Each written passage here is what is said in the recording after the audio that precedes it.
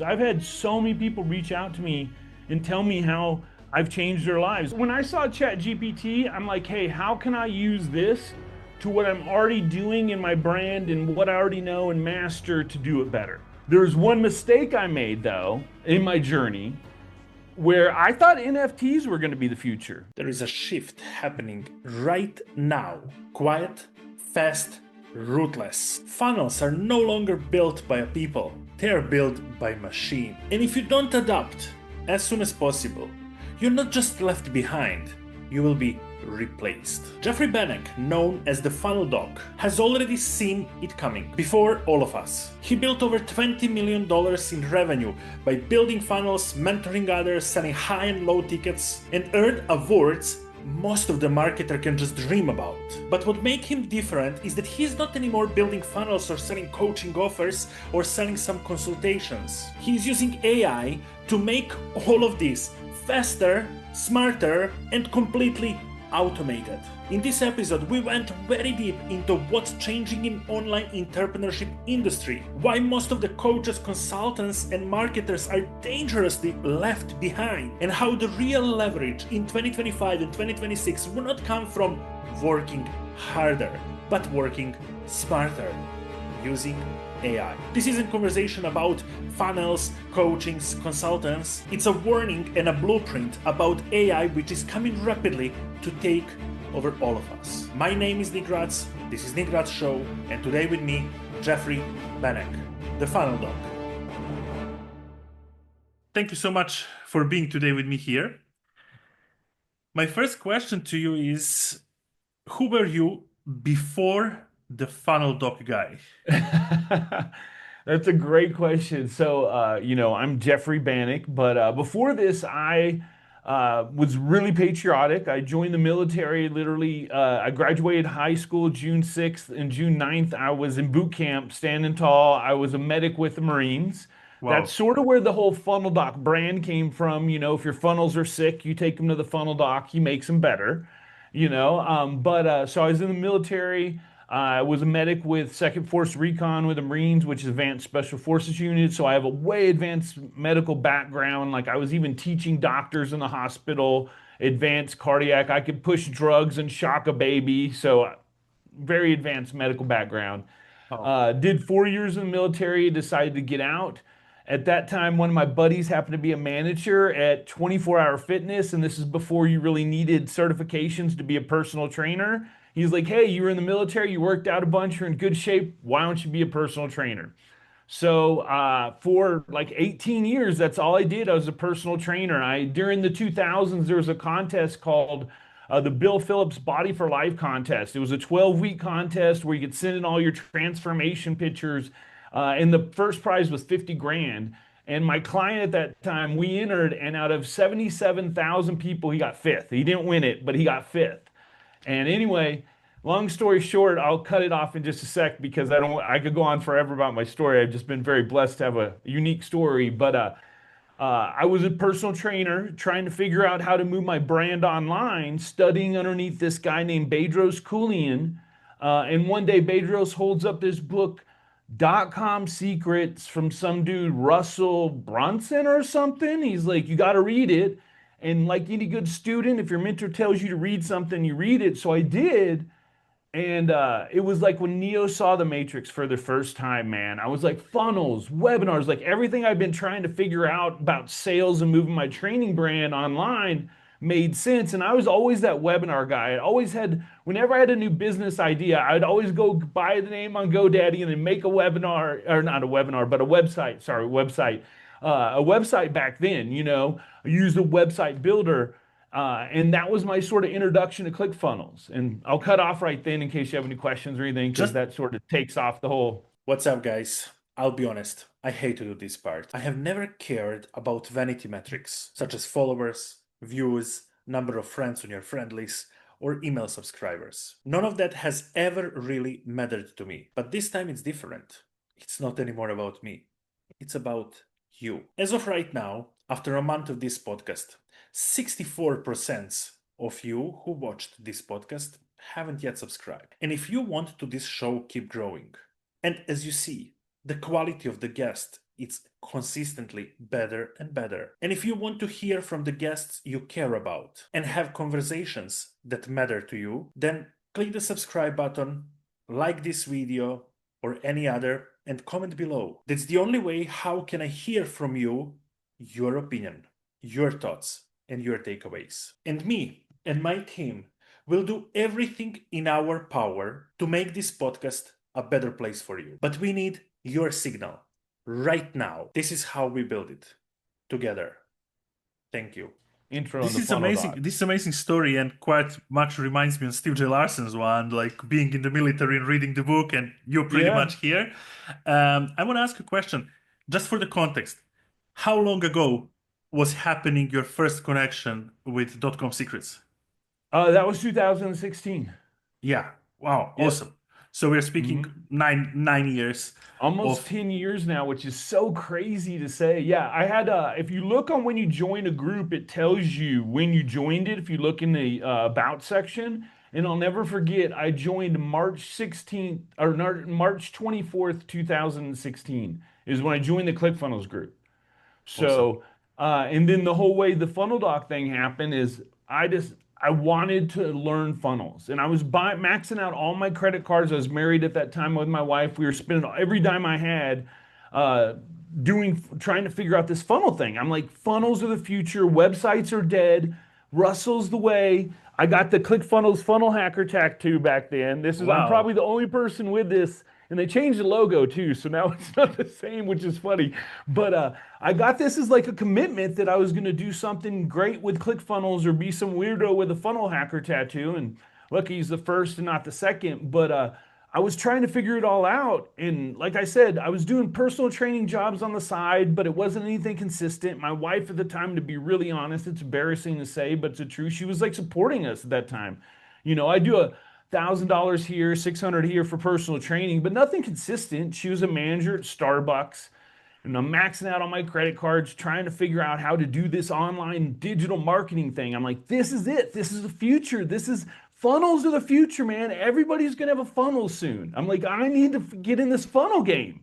So I'm trying to figure it out. I'm watching all YouTube, all Russell Brunson videos, marketing quickies when he looks like he's like 15 years old, and I'm like falling asleep on my keyboard, waking up, hitting play, and watching again. Literally, this is my life. All I'm doing is immersing myself, and I'm spending literally 6 to 8 hours a day in the ClickFunnels group just helping people because I was like, it's one thing when you can learn something, but when you can teach others, that's when I feel true mastery occurs of something. So I was like, well, let me help people. So any question, it didn't matter. I was jumping on Zooms, Googling stuff, whatever it took, I'd find the answer for people so that they were able to learn, and I was too vicariously by teaching them. And then all of a sudden, one day, this guy, Kevin David, puts in the group that he needs help with his first funnel. And everybody's like just starts tagging me. I wasn't the funnel doc back then. I was just like, they're like, Jeff's the guy, Jeff's the guy, Jeff's the guy, Jeff's the guy. And everybody's like tagging me. And Kevin goes, he reaches out to me. He's like, well, show me some work. So I showed him some funnels I made, but nothing had done anything like 10 grand here, a couple thousand here, nothing big at this point. Like literally at That's this point, exactly the most. That's exactly what I want to ask you. Yeah, yeah, yeah. Most of the people imagine this as an overnight success. You learn, you know how to do it, you execute, boom, the life change. In Right. fact, we who are in the business for a long time and grinding it, we know it's not that much. So my question to you is, how long did it take to you realize, okay, it's not anymore that I just picked identity, it's that I can live from this, sweetie. Well, it was like 6 to 8 months. It was about 8 months actually. Just deep diving into everything. And that's when this sort of happened. But prior to this, just literally like 2, 3 weeks before this happening, my wife had gotten fired from her job. She was a manager at Starbucks, and at night they were throwing out the food. And one of the girls asked her, hey, can I have one of the muffins? And she gave it to her. One of the girls like told on her for corporate. She got fired for theft overnight. So we Wow. went from paycheck to paycheck to like no check to no check overnight. It got so bad we had to pawn my wife's ring. It literally, while all this is happening, we're almost going to get evicted from our apartment because we can't afford rent. I had to pawn my wife's ring. It wasn't even enough. We pay rent, and then that's when the whole Kevin David thing happened. But during that, it was like a 6 to 8 month extension of deep dive and learning everything. And really, if you look even before I got involved with Russell and ClickFunnels, I had been building websites before that. So you could say it was even years, even on top of that, before I had this journey, and Have experience. have already two questions rising in my head. The first one is how easy you could transition that knowledge from building websites into the funnels, considering that just for the context and people who are first time ever listening to us or maybe figuring Sure. out what is funnel, it's a sort of website still just with a certain action. You're going to explain that better than me. Please tell me Uh, how yeah. you see this and how it was back that time to transition from the website builder into the funnel guy. So the best way I like to explain a funnel is it's a website that only has one purpose. When you go to a traditional website, it's trying to show you the blog, it's trying to take you to YouTube, it's trying to sell you something. It tries to do all these things at once. Where a funnel has one specific purpose, it's to get you to opt in, to buy something, whatever it is. All the purpose of that is one thing. I like to liken it to this. It's kind of like, have you ever gone and went to buy something and you went in and you're maybe, I'm just going to buy a pair of pants. And then some dude there, he's like a nice guy and he's like, hey, dude, you look good in this shirt. And he's just like the best helpful salesperson you've ever had. That's like, by the time you're done, you like want to invite him to your wedding or your daughter's birthday party because he's the coolest dude ever. And you wind up spending like $1,000 more than you ever thought you were going to. And you're like happy you did, even though you initially just wanted a pair of pants. That's what a good sales funnel feels like, is having that person right there beside you, walking you through the whole sales experience. And then on upsell, you might buy that extra jeans or whatever pair of pants, Very but you're often. happy because you've gone through the sales experience properly. And that to top on your other question, the reason why I was able to transition so well is because I've always been good at sales. As a personal trainer and even as a general manager, when I was in the fitness industry, I was always the top or one of the top salespeople. And when you understand sales and sales psychology, and you realize that 80% of every sale is emotionally based, and then you design your funnels around the way that true sales work, at that time it was an easy transition, actually. That's very interesting because here is the thing. I imagine this all your journey as somebody who trying the same time to learn funnel, copywriting, design, branding, sales, and all bunch of stuffs. How this really look like from your perspective now go back that time.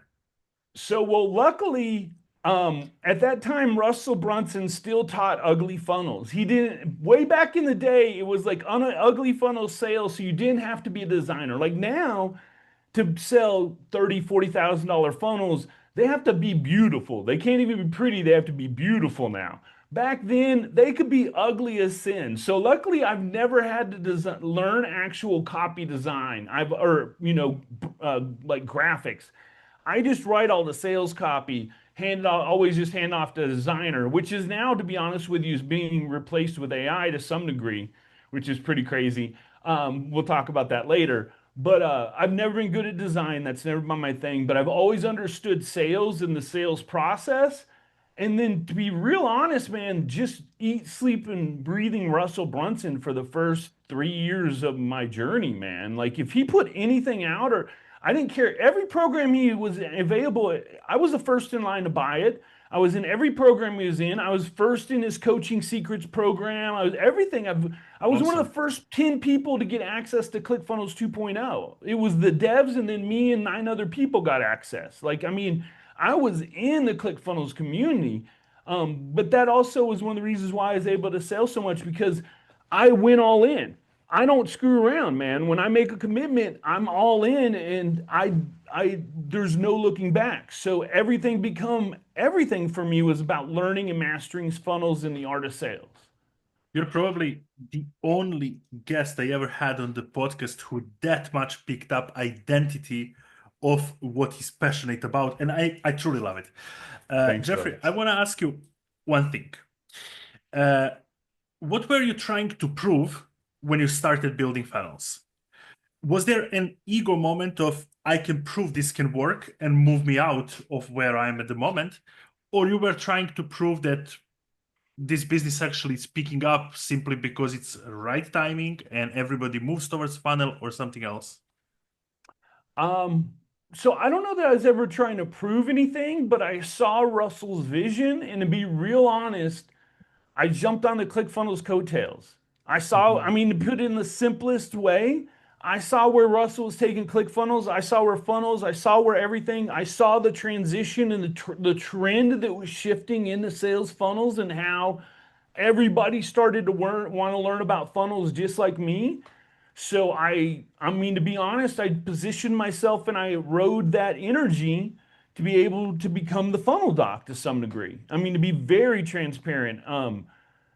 Coming everything I do, not I mean, not everything, but especially back then, it was position.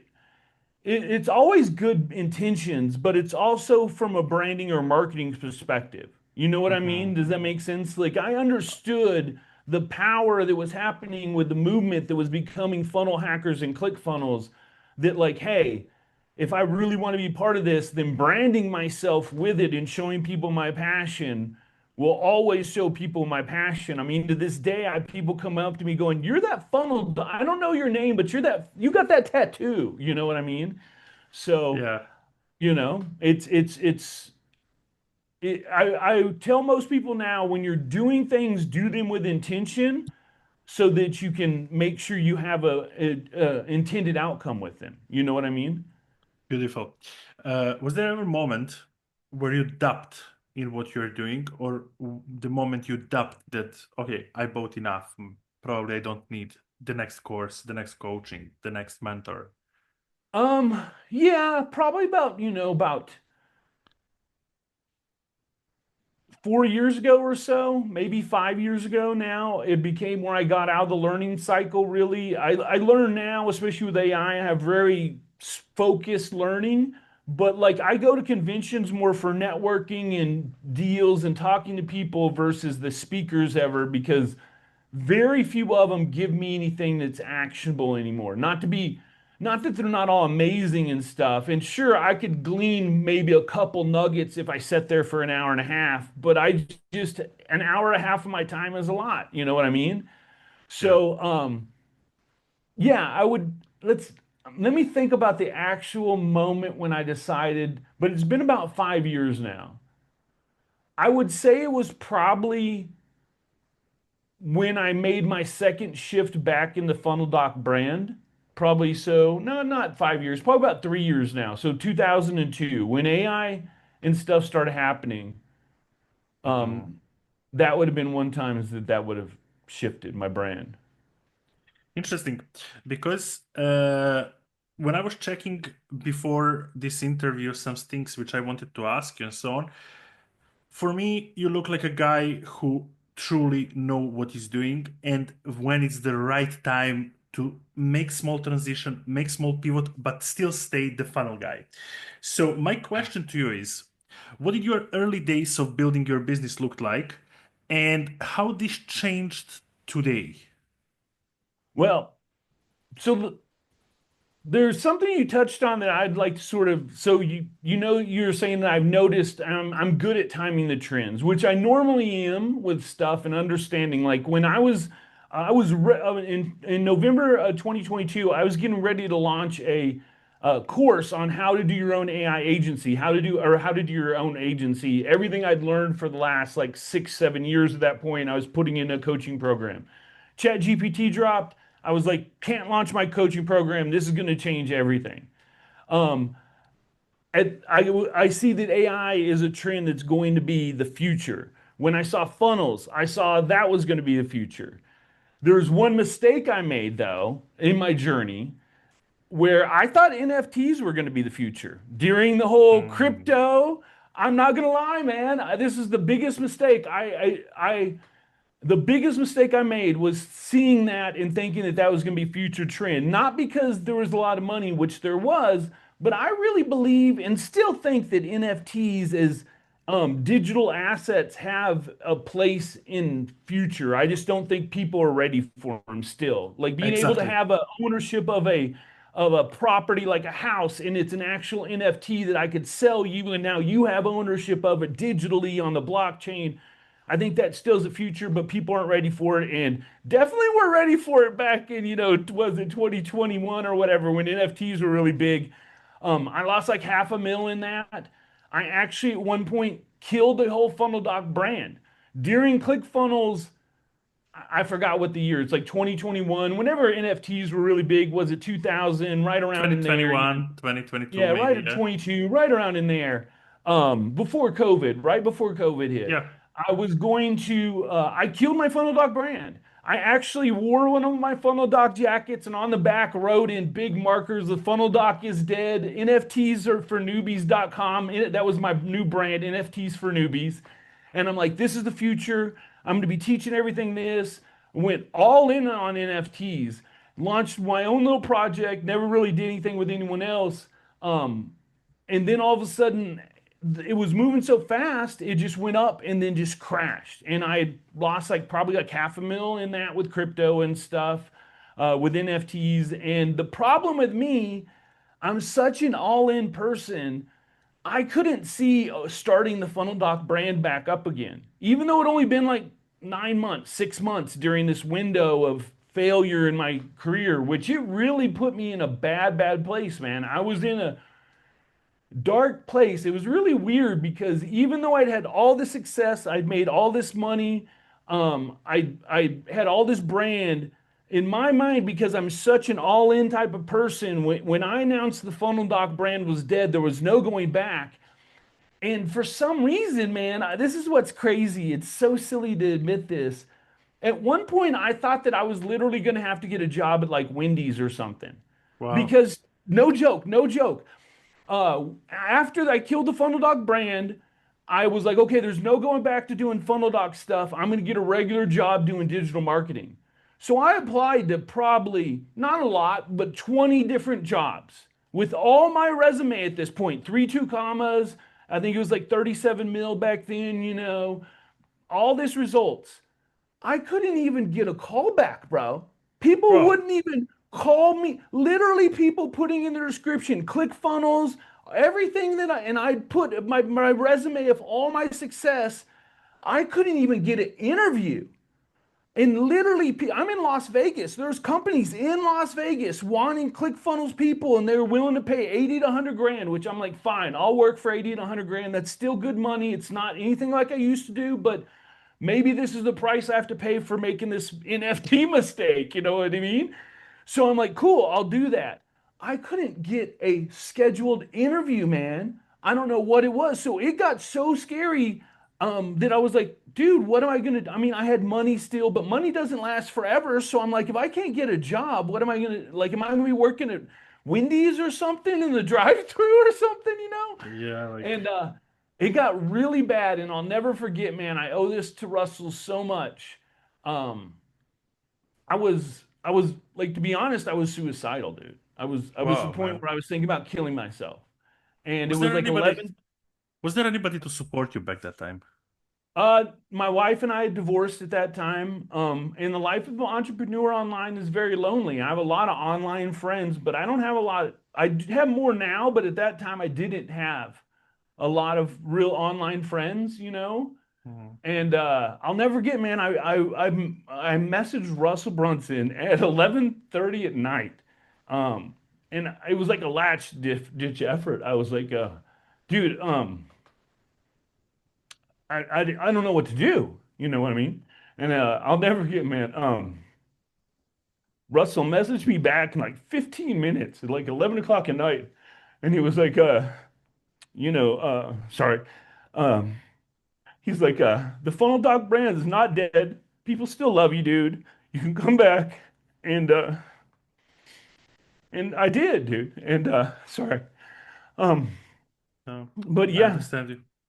he praise God, man. He was there when I need someone, and it was one of the hardest things ever was leaving ClickFunnels and having to go to high level, because of all the failure 2.0 and stuff, and just having to do what was right for the people that were following me. But yeah, dude, that was one of the you would mention that was one of the there's plenty of people to talk about their success, but that was the darkest moment of my life, man. Thank you for And sharing this. And yeah, huge congratulations to have a courage to admit this to Russell, because we are in pretty much similar space. And I know that sometimes when it comes to private stuffs, or when it comes to maybe some kind of struggle, you kind of hesitate to message somebody from that world simply because you're in the way, like, that's a business. Let's just try to keep it separately. But we're all humans, and like, it's awesome. And Russell was right. The final doc is not dead. yeah. Otherwise, I mean, would dude, not make all these results which are making, right? I do, man. I thank God for him every day for that because it gave me just that belief. Sometimes you just need other because sometimes it's easier to believe in stuff when other people believe in you than you believe in yourself. You Yeah. know what I mean? And sometimes when it's all bad around you, it's hard to see out of that. You just need that one person, and praise God, he was there for me for sure. Yeah, So and this is awesome, because I want to ask you next thing. You're the guy who was in and out. You're the guy who make a lot of money. We're speaking about over eight figures yeah. in sales, and rising the businesses, coaching other people how to do it. How making decisions back that time and nowadays are different? Oh man. Uh wow. It was so much has changed since the beginning, man. When I first started this journey, I was a personal trainer making like 32 grand a year, dude. Yeah. And that's like a bad month now, you know what I mean? Like and I didn't know what to do. And I'll never get I hit this fame. Kevin did really good. I get my first two comma, I get my second two comma. I go one in, I'll never get it. It was November 2018. I went from 3 clients to 13 clients in 30 days and had no infrastructure. It was me building everything, like I didn't know what to do. I made one of the worst mistakes ever. I hired a friend that was also a digital marketer. That's a long story, but that wound up costing me like 80 grand right there. Thank you God that I had the money to be able to afford it, but still it was an 80 grand loss. Um, I think now when I do things as far as like growth in business, I am able to think and see the larger picture where everything then was much more of just that one product and getting it out and being successful. Does that sort of make sense? Hey, you. This isn't for you if you want to get just better at sales. This is for people who want to truly dominate it.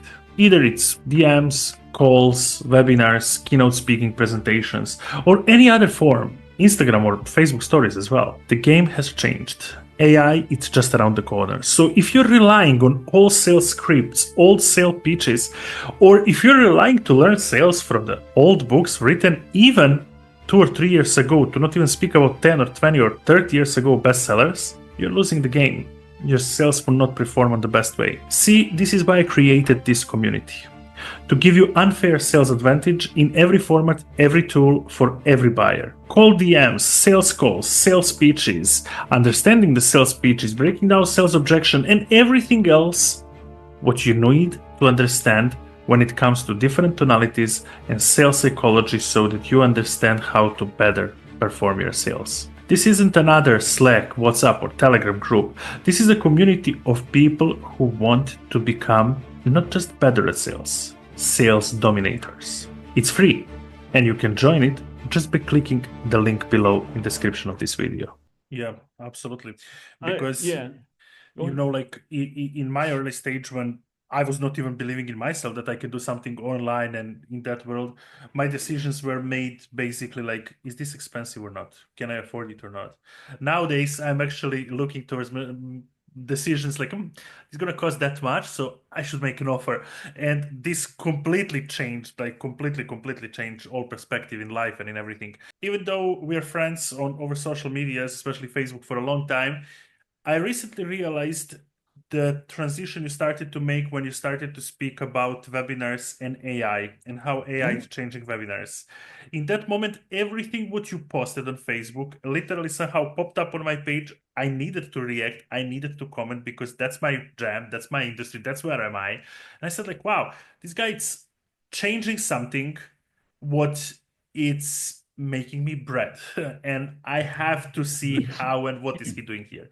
So my Yep. first question to you is when it comes to AI topics, how you first time saw it that it comes, because we cannot say that it came wow out of nowhere. We knew for AI, we knew that sooner or later will come. But Right. again, it overtake a lot. Nowadays we Mhm. can see it overtaking almost all and everything except maybe storytelling and human to human connection, and that's it. Yeah. So when you smell that AI is coming and how you decided like, I'm going slowly towards this now. Man, it's the best time to be alive, brother. It really is. Because I grew up as a child where the future we're starting to experience now was like the science future, the Jetsons, you know what I mean? Back then, Yeah. where you'd have like a robot and growing up, like all my whole life has been watching this future as a science fiction. And we're now about to start living it. It's the coolest thing ever. So um that's an amazing thing itself. But it really was when ChatGPT dropped, man. In Mhm. November 2022, when I touched ChatGPT for the first time and I started talking to it and I saw its power even back then, I'm like, this is going to change everything. That's why I had a course. I was literally had spent the last 6 months promoting and building. And just like not like Tyler Perry, it wasn't 800 million or whatever for a studio, but Yeah. I'm like, I got to shut this down. This is going to change how AI agencies are run. And now, if you look at it, it's going to totally, to some degree, eliminate lower end AI agencies because AI is going to do two things. It's going to take everyone that's in the top and the middle and the bottom and squish them into one. Because Mhm. now someone that's a beginner can talk to chat and jump up here to the middle because it's a tool that's able to help them. But so those are going to squish into one level. But the people that are really good at something, like myself, a movie director, someone that knows the ins and outs, someone that knows webinars, they're going to be able to use AI to like exponentially grow above that mush of everybody else. So all the beginners and intermediate are to become one level because AI is going to make their thoughts all the same. It's what I call chat stupid. When right now people are chat stupid, they don't know the truth, like they don't know the information, but they know how to ask chat GPT to find the information. So that's one thing that's going to happen with AI is it's going to squish everybody in. It's going to allow people with a skill to be able to knows how to talk to AI, like a movie director can ask them angles. It can ask them special lenses that I have no clue about. The average person doesn't. But when you talk to Chat GPT, its IQ is 155. So therefore, now your IQ, if you know to ask the right questions, is 155. Absolutely. So it allows for exponential growth, man, and especially for people that have a dedicated skill and understanding. It allows you to specialize, but for all the generalists, people that know a little bit about something, they can now be dangerous because of chat. I've noticed a big thing with the clients. This is something huge, man. I have a 30 to 35 question onboarding form that I give people when they come on about their clients and their dream customer and their pain points and all their their ICPs, you know, all that Yep. type of stuff. Uh, and I've had so many clients after they filled it out to me go, "Oh my God, Jeff, I now look at my clients and see things that I didn't even know because the questions you ask have now made me reflect on and look at stuff that I didn't even understand. Thank you so Exactly. much." But now, because of ChatGPT, they just feed all of it into it and spit out these generic questions. And as an expert with AI, I'm like, this is obviously Yeah. AI answers. And the problem is, they're not having those epiphany moments anymore. And they're not knowing their customers like they're supposed to because they're using chat. They're chat stupid now, like what I like to call it. Absolutely, because I'm even receiving emails and Probably this is the time where I the most use emails communicating with people who are coming to my podcast. And so I found that this protocol is the best way to reach out to people. And I realized that so many high entrepreneurs are returning me emails back perfectly polished. Dashes are everywhere. Everywhere are big and small letters, bold, italic, everything used. And I'm thinking, like, God, I can't remember that I ever go in my email to change the font or to do something because simply I'm typing it. In And words they never would use usually too, you I know? absolutely. And I'm seeing this as okay, true, it saves people time. Oh yeah, But for sure. what is making as a big trouble is disconnecting you from people. Hmm. Why? First question I have when I'm reaching to someone over the social media is, hey, I don't know, is this AI autoresponder or really you? And I was like, Well, God damn it, I start to be paranoid. Like, is it a real person or not? And it start to kind of, let's say, divide you as a brand from your audience if you use it on that way. To turn out this into the question, I want to ask you, what problem were you trying really to solve when you transition Funnel Doc into now Funnel Doc AI? Um, I figured like this. Here's when I saw ChatGPT, I'm like, hey, how can I use this to what I'm already doing in my brand and what I already know and master to do it better? So Hmm. that's what I did is I spent the last 2 years really learning how to be able to use it for all the different things I have for funnel creation, copywriting, all that and ins and outs for agentic stuff. Right now I'm in the process of completely automating high level using AI, like completely automating the whole system using API webhooks and APIs and stuff. So it will literally run itself. This is awesome. Do you see any fear? Um, is it rising in you? Any fear? AI in the way that, oh my God, like what would be Yes. my job in the future if this is picking up that Uh, fast? yeah, well, okay, so that's sort of what I was talking about when I said the levels are going to be squishing together because Hmm. those jobs are going to become less because there's a lot of people now that they're chat stupid. They feel that, hey, I can talk to chat and it will tell me what I need to know. So I don't need to hire this person over here or this person over here because chat will do it for me. And here's one of the biggest problems. I was doing this really big project, the one I was talking about for high level. I was looking at that and I was working with chat and there was numerous times you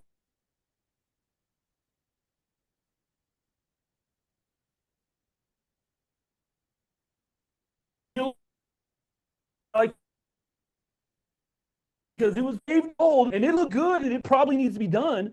But when we're building out the frameworks I'm doing, it wasn't the right time to be working on that. So it gave me responses that would have the average person would have taken them way down a rabbit hole and not completed the initial task I was trying to, which is create all the different framework agents that were going to be needed to be able to make this structure happen. But had I not been the expert in seeing that and being like, oh no, we need to work on the sales agent now. Oh, we got to work on the ads agent now, and structured it that way. That alone could have made somebody chat stupid. You know what I mean? Like, How much your workload changed before oh, having an AI and now? well, so it's funny, man, Nick. It's so funny because for the first like probably 6 to 8 months, I didn't use chat in my business because I felt Hmm. like I was cheating. I literally, when I'd use it, I'm like, this is cheating, man. And now I'm writing copy that's is good, if sometimes better than what I would have written on my own. And it's like 20, 30 minutes a time compared to 3 or 4 hours. This is cheating. I'm cheating. I can't use it. I don't feel good about it. And then all of a sudden I realized I'm like, about 6 to 8 months after I've been deep diving and using it still behind my scenes, but not in my business, actually, I was like, man, this is like the invention of the calculator. When people Mm. back in the day, they were doing long division math all on chalkboards and stuff like that. And now a calculator comes out and now they can do it all off of chalkboards on a calculator and it takes them 30 seconds and it's right every time. I'm like, this is like that. And now no one looks at someone for using a calculator like they're cheating. It's Yeah, standard. So it's not cheating. It's using a tool that has an IQ of 155 and knows everything, but you have to understand how to keep the guardrails on so that the genius doesn't go crazy. I like to liken it like a genius baby that knows a baby that knows everything. It's literally a genius, but it's a baby that needs to be directed by a parent so that it Mm. stays in the right lane and can still be in its genius. Was there a hard part of building an AI agency in the way that you said, like, that's new. I don't know how will I figure it out. I don't know how to make next step. No, I mean, this is going to sound a little hubris, but not really, man, because again, this has been my whole life growing up was wanting this to happen, man. And when it started happening, like even when I got NFTs, I started learning Solidity. So I was learning coding for that and stuff like that even back then. So I've always had a base understanding of coding and then be able to have something like chat where you can like now it takes it to the next level where a normal person can have a little bit understand of coding, can create full apps and crazy stuff. So uh, I don't think there was ever a time that I was like not understanding it. There Hmm. was a time that when it first came out that it was change and it still is, it changes so much it's hard to teach it because it changes so rapidly, you know, the Hmm. of everything. I say that's the biggest fear is the change so quickly and not keeping up versus ever feeling like I wasn't able to understand or know what I was doing. Does that make Is sense? there absolutely? And I want to ask you, do you see any drastic changes in the funnel itself and something what was the beginning of your business and your core, and nowadays funnel when you have all the help from AI? And we're not talking just about ChatGPT, we're talking about so many AI other softwares which can help so many things. Yeah. Well, first of all, I feel that in certain industries and stuff, sales funnels are changing a little bit. They're getting shorter just because Hmm. people's attention spans are shorter. So people, if you give them a long sales funnel and you use stuff like, you know, Hotjar, any type of sales tracking software, you see that they scroll through it fast. It's not like back 4 or 5 years ago where you'd see people and they're reading all the copy. They're Yeah. hitting bullet points, they're hitting high points now. So having to frame your funnels and restructure it and target a market now that's doom scrolling all the time on TikTok and different platforms and attention spans are so small, you have to be able to use that now where funnels are like headline, hook, hook, hook, hook. You got to keep them engaged. So there has been a big shift in how funnels are designed even now comparative to, you know, 10 years ago. It's going on now. Is there anything in the funnels what we can say it's gone, it's history? Is it probably a video or some other part which you see like, okay, this you can have it, but it doesn't make any difference? Um, It depends on the product. It's hard to say. It depends on the product because a lot of stuff, storytelling's moved out of the way, but for some products, storytelling's the whole thing. So, um, not really. Not really. Not really. There's not anything Hmm. that comes to mind that's there AI has changed a lot now. The fact that you can have especially chat agents on the page that work as sales agents right there when done right. Like I was saying before, now you'll have something because everybody's gone to a funnel before where they're like, man, I've got one question I wish I could ask right now. Well, now Yeah. you can when it's done right. And when it's done right, once you ask that question, the AI re-engages you.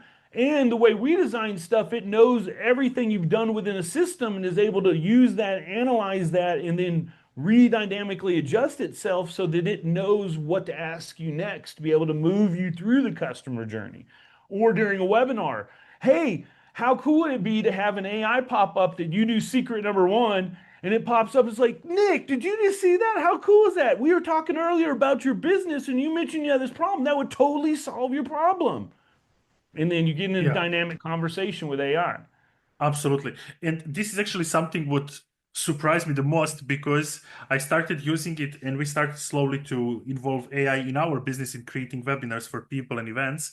And I even cannot see the end right now because we can go on and on and on like forever. I want to ask you, and it's something very hard for me actually, and that's why I want to ask you that. How do you, in the business nowadays, after a lot of experience and a lot of money accumulated, how do you decide like, okay, we can automate this, but it's not good to automate it. I will still let it to be the human to human because of Right. XYZ. How you decide those stuffs? It's it's it's rough. I'm sort of just forcing it to be honest with you because I know it's going to be the future and there has been pushback on certain some industries adapt it quicker than others I've found. Hmm. But how many times have you called and you got that where they're like, "Hey, tell me checking if you want to talk or savings," and you're like checking, and they're like, "Yes, Chinese elephants or whatever," and you know what I mean? You've all had that. Yeah, That doesn't happen with AI. So if you think about even that paradigm shift, that alone replacing that one for one, um, it's going to happen. So to answer your question, I've been forcing it in everything I've done. I've just, whether people like it or not, I'm like making it a standard. I do realize and see that there has been pushback. People still want to talk to a person. So in everything we build, we always have a default where they can, hey, if there's any, I don't want to talk to AI, it immediately goes to a person. hmm, But it's sort of like back in the day when horses were in charge of everything. People rode horses everywhere, you know? If you would have asked yeah, a horse right before there was it was I saw this picture. It was like 1806 and then 13 years later you saw the street and on 1806 it was nothing but horses. And then 13 years later they showed the same street and it was all cars. So now, if you'd ask those horses, again, I'm just saying the date, the date's probably wrong, but in 1806, if you'd ask those horses, hey, horses, will you ever go away? Horses would have told you, no way. People use us every day in every part. They ride us. We're agriculture. We're pets of people. We're absolutely. in everything we do. For right now, there's 3 to 1 for every man a horse right now. There's no way we're ever going away. And then here you are 13 years later, cars have completely replaced horses. That's what's going to happen with AI and everything we're doing now. If you ask so many people, will it be replaced? No, can't. There's no way. But AI is going to replace, especially when you add in robotics, 80% of everything we do will be replaced with AI and robotics. Literally, if you think of For anything that's sure. manual or any repetitive task, AI is going to replace it with robotics. Is there a skill you see today when we speak about digital entrepreneurs that is non-negotiable?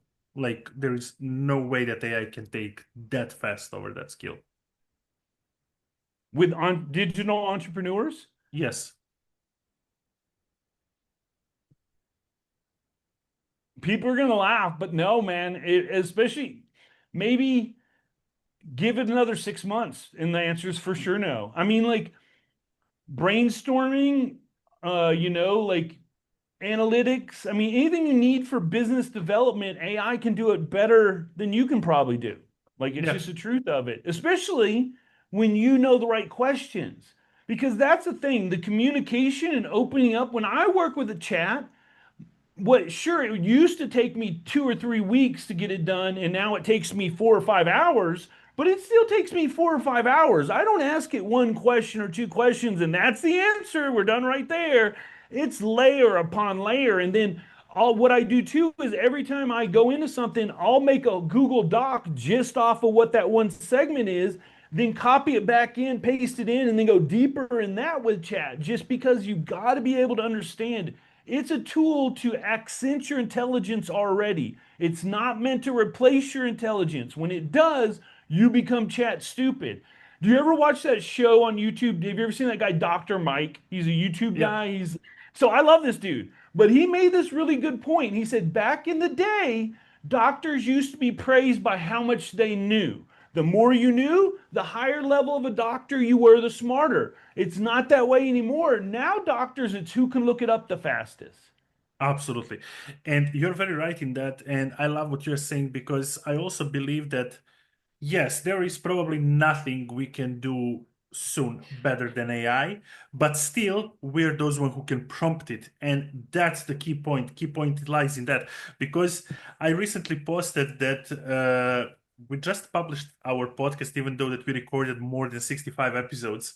And after 7 episodes, we change around 4 thumbnails per each episode. And people ask me, like, why so much of overthinking? I said, simply because as much as we prompt our AI give us better and better and better idea. We test Yeah. it, and then our data tells us that AI is right. So there is nothing too much to we brainstorm it with all that help we have because the data is here backed up.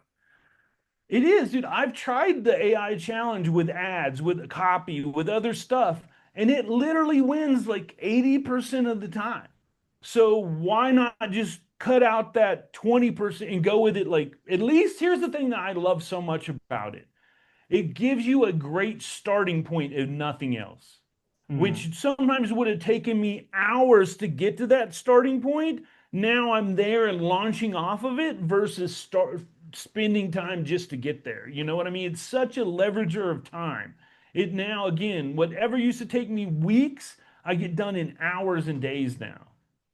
That's for sure. And access to those informations. I can just imagine the number of books and the days of searching Oh, for me for certain informations and nowadays.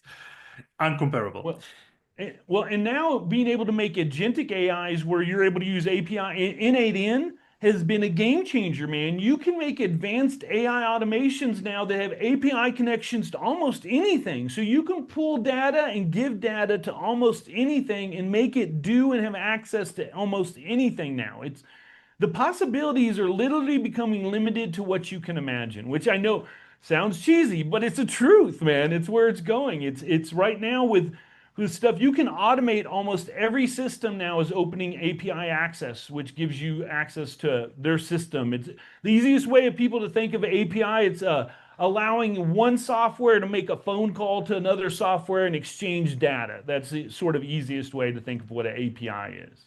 Awesome explanation. Jeffrey, tell me next thing. Somebody have idea, want to start doing something online, have certain skills.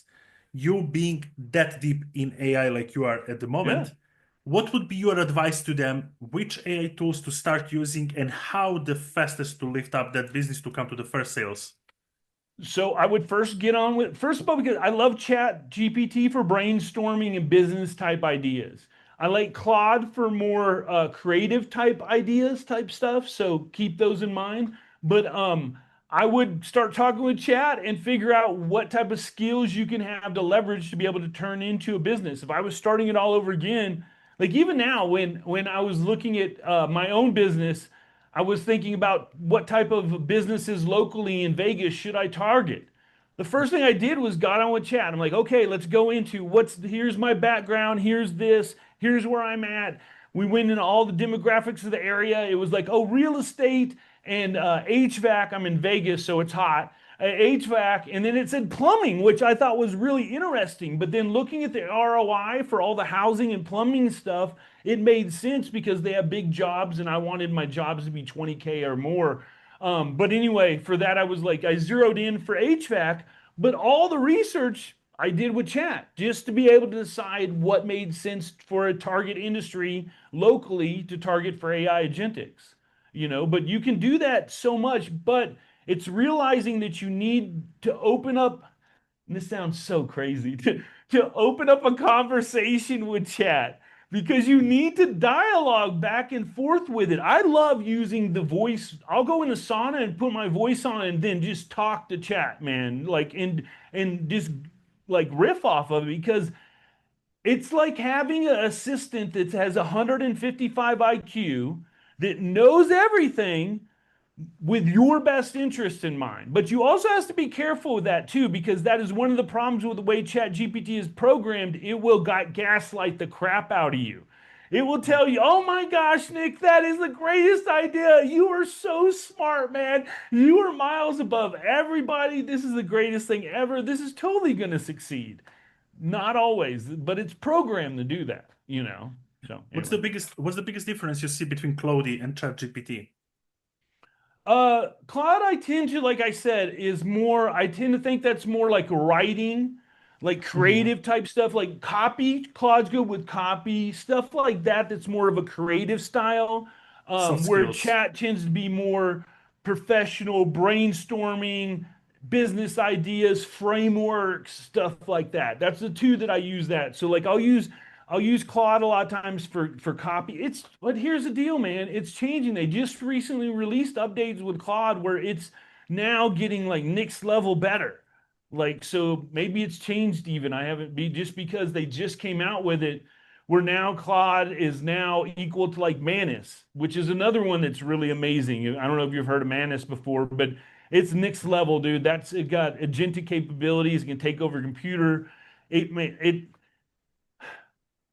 I think it's really starting to become just user preference, actually. Because if you would have Mm, asked me 3 months ago, I would have easily been able to give you a separation. But now that each platform is evolving so much, I would still say that Claude tends to be more creative and chats tends to be more business analytical.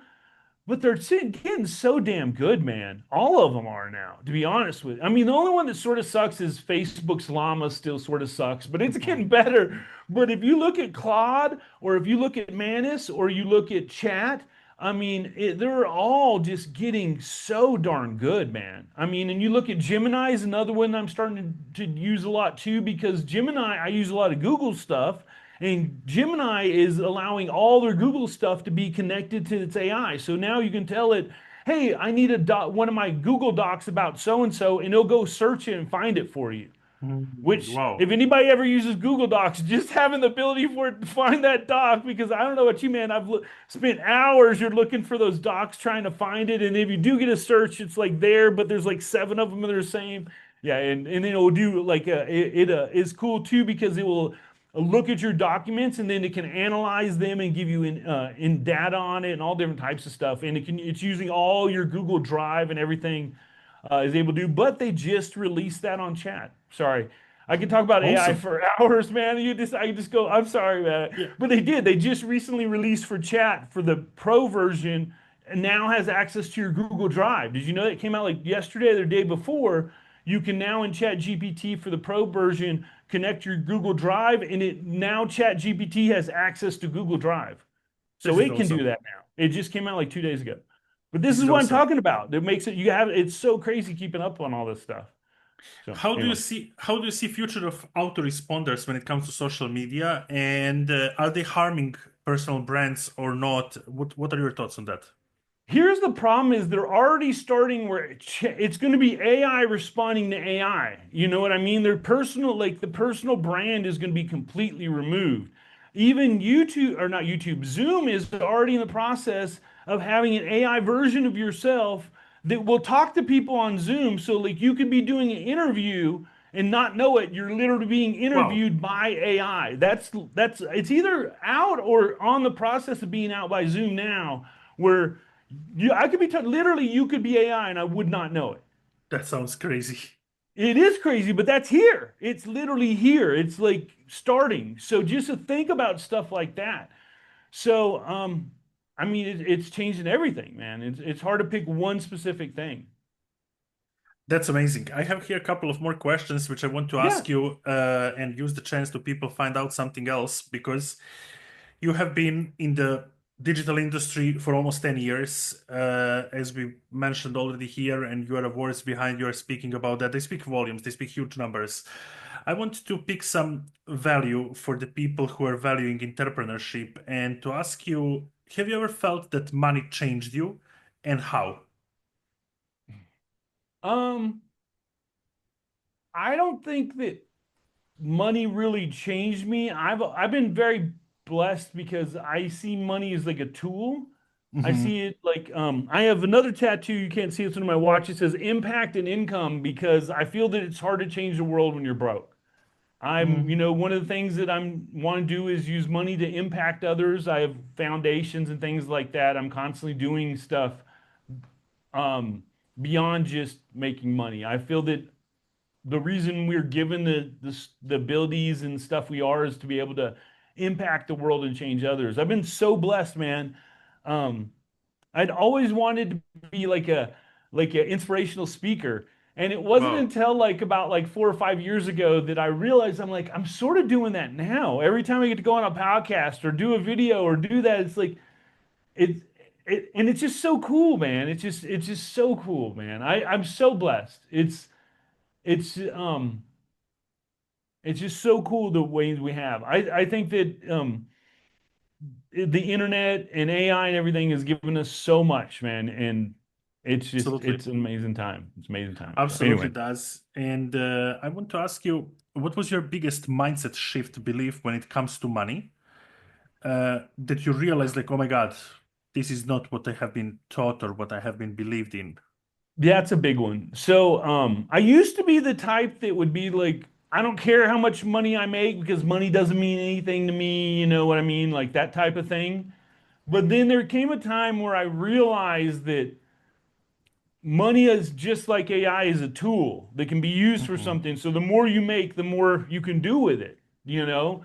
And there was a shift that way where I started paying attention and tracking and caring more about how much money I made. Not like, oh, I have to make this, but Mhm. realizing that the more I made would allow me more freedom and impact. I mean, that's really what money gives you more than anything else in my life, at least, is just freedom to be able to do stuff. If I want to go down to Mexico or if I want to do something or whatever, I can go do it. Or, if I want to buy that, like the other day, there was the bum on the street. Like I was like, hey, bought him dinner, like whatever, like I can do these things, when you're broke, you can't, you're just trying to Yep. live one day to the next. So that's one of the reasons why I think getting the people to $10,000 a month reoccurring is such a game changer for the average person. You know what I mean? For me back in the day to get someone like, and that's one of the things that again I was sort of touching on that I was so blessed about is all the people I've impacted over the years. I've had so many people reach out to me and tell me how I've changed their lives. I had one guy, Bud Heaton, reached out to me and he was like, dude, from watching you over like the last 6 years, he's like never bought anything that I put out. He just watched YouTube videos and stuff and stuff. He's like, I made his company had made like 50 million. He's like, but the first like 32 of them was because I'd learned stuff from you. Wow.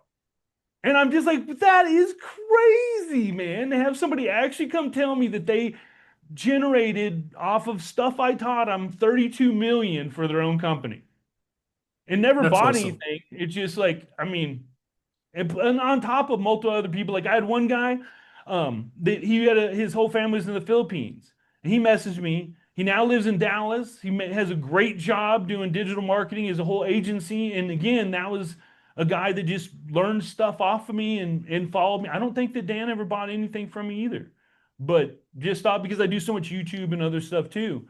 But just knowing that even if that was the only person that I ever affected to know that I had enough impact on a person that was living in the Philippines and was able to make a career and be able to bring his whole family over here and now has his family, his wife and two kids, and lives in Dallas and makes a great living as a digital entrepreneur doing agency work. That alone is worth it, man. I mean, Yeah, think about that. That is for worth sure it. is. For sure is. And when it comes to this, what's the one thing you hope people would say about you when you exit the room? Uh, that's the thing. Like, exit the room or even die. I've thought about when I die, when I'm gone. I just want people to be like, that guy was cool, and he did his best, and he helped some people.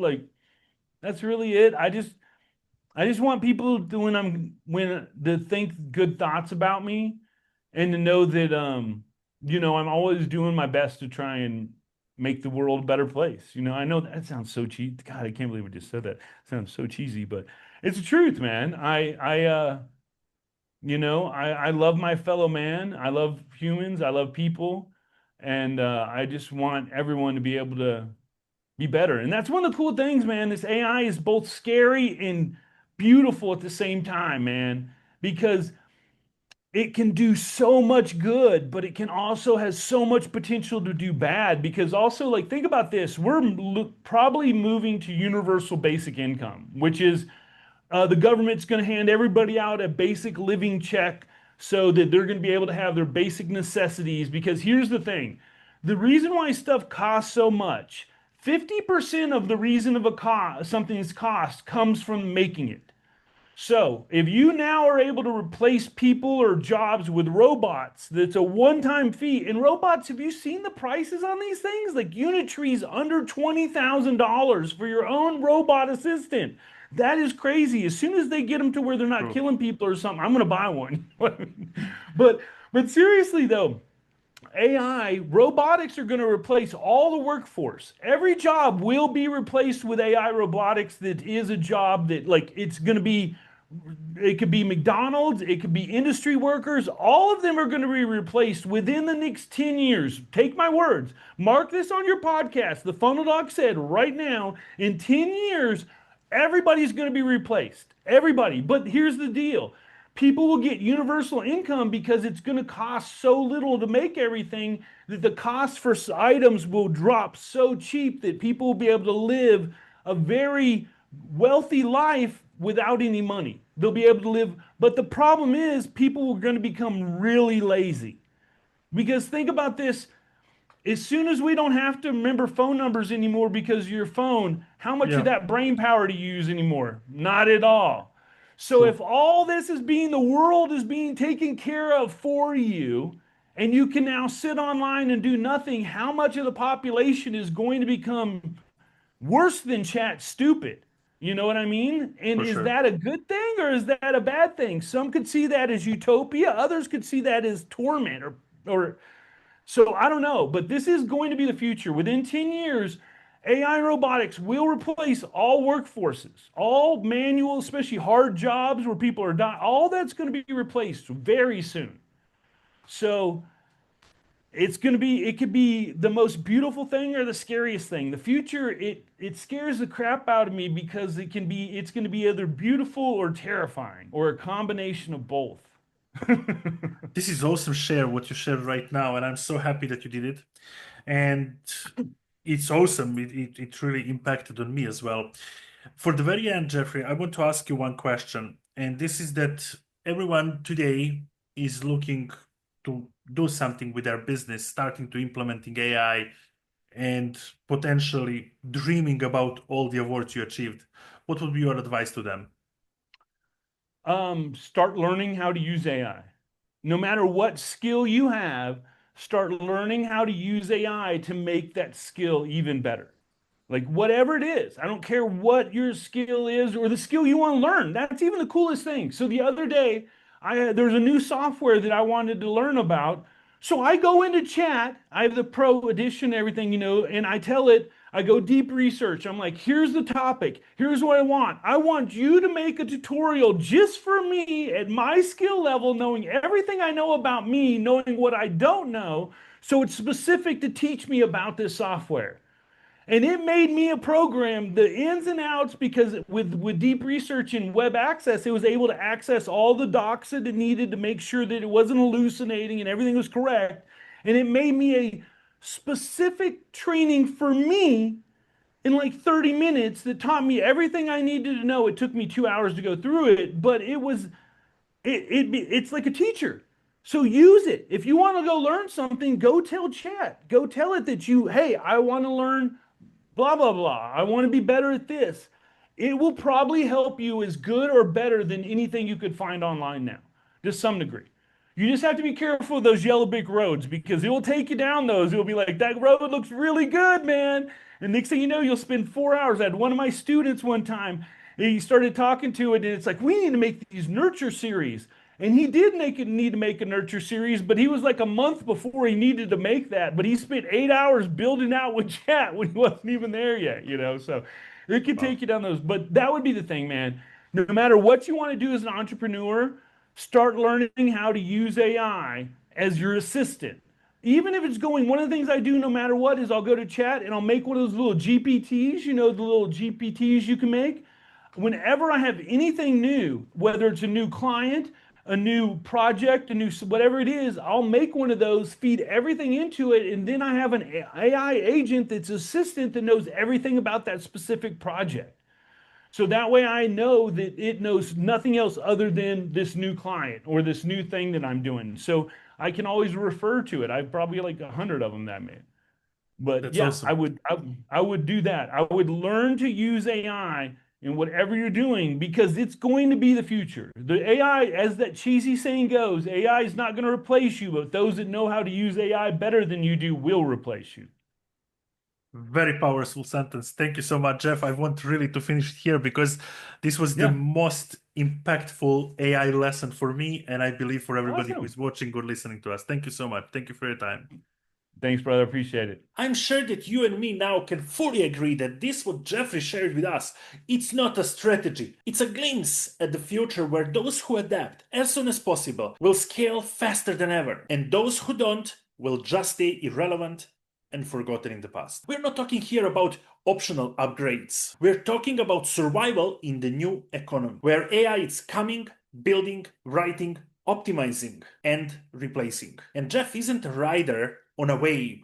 He's engineering it. And if there is one thing which Jeffrey left from this episode to me, it's that the most dangerous thing you can do in today's moment is to play by yesterday's rules. And if this episode somehow challenged you to start thinking about how to adopt your business and entire company using more and leveraging more from AI, then definitely share this episode with somebody, with a friend, with a colleague, co-worker, because multiple brains think faster than one.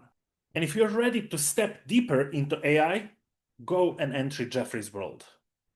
Because what's coming next will not wait for anyone. My name is NGrS, and this was NGrS Show.